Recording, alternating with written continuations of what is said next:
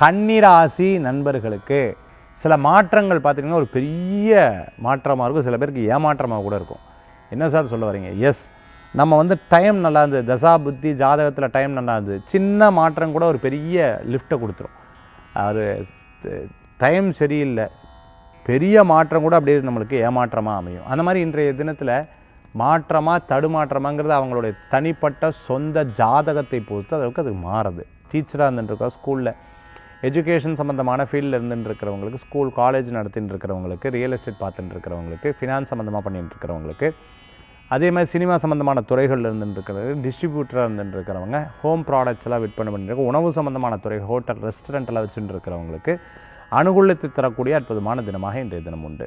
அதே மாதிரி காலேஜில் ப்ரொஃபஸராக இருந்திருக்க, கரஸ்பாண்டண்ட்டாக இருந்திருக்க, பிரின்ஸிபலாக இருந்திருக்கவங்க, ஒரு கம்பெனியோடைய எம்டியாக இருந்தால் டைரக்டராக இருந்துருக்கவங்க அனுகூலம் தேடி வரக்கூடியதாக இருக்குது. டெலிகாம் சம்மந்தமான பிஸ்னஸ், ஐடி சம்மந்தமான பிஸ்னஸ் பண்ணிட்டு இருக்கிறவங்களுக்கு மிகப்பெரிய சேலஞ்சிங்காக இருந்தாலும் ஜெயிச்சு வந்துடுவீங்க. கன்னிராசி என்பவர்களுக்கு இன்றைய தினத்தில் வழிபடக்கூடிய தெய்வம் அது மீனாட்சி அம்பாள் வழிபாடு, துணை நிற்கும் வழிபாடு.